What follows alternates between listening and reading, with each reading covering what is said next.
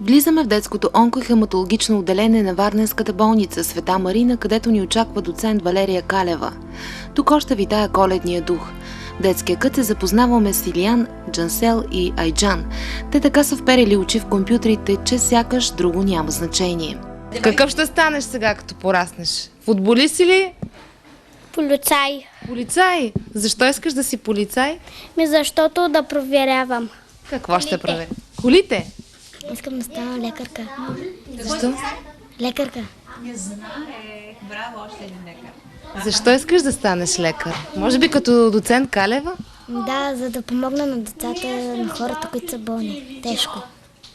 Ти искаш да станеш зъболекарка? Да. Защо зъболекарка? Ще лекувам зъбите на хората. Болните зъбки. А ти Да. имаш ли болни зъбки? Малко има. Малко, нали? Да. Страх ли те от зъболекарите? Малко.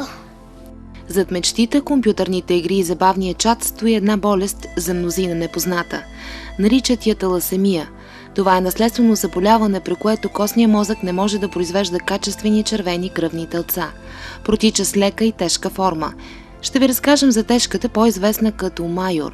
В България над 100 деца са болни от нея.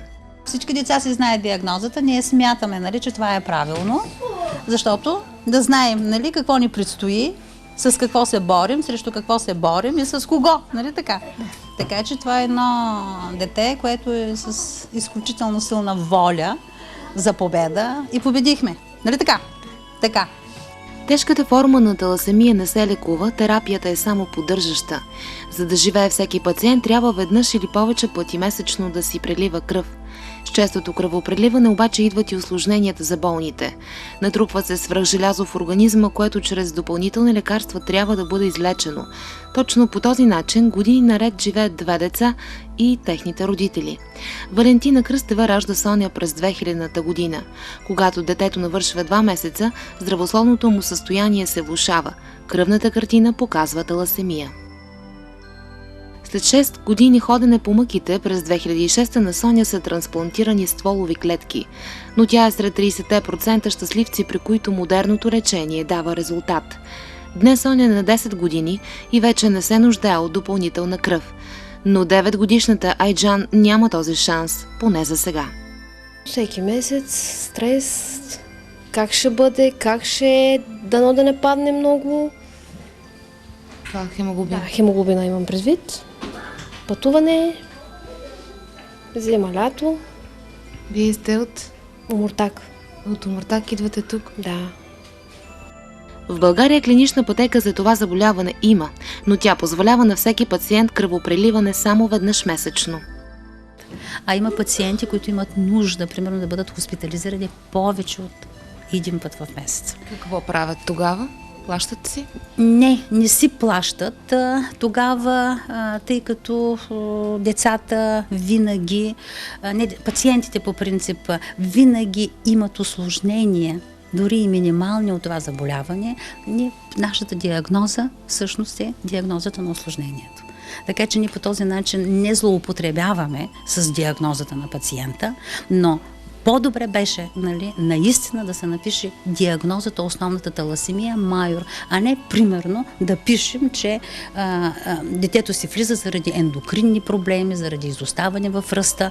В Гърция това не се налага. Здравната система там позволява на всеки пациент с диагноза таласемия да постъпва в болницата колкото пъти има нужда. През последните 30 години заболяването се лекува много по-успешно. В Гърция 8% от населението е носител на този ген, като лечението на заболяването е напълно безплатно. Професор Бердукас поясни, че ако двама родители носят гена на таласемия, рискът детето им да се разболее е 25%. В южната ни съседка от години се прави скрининг. У нас все още такъв тест няма.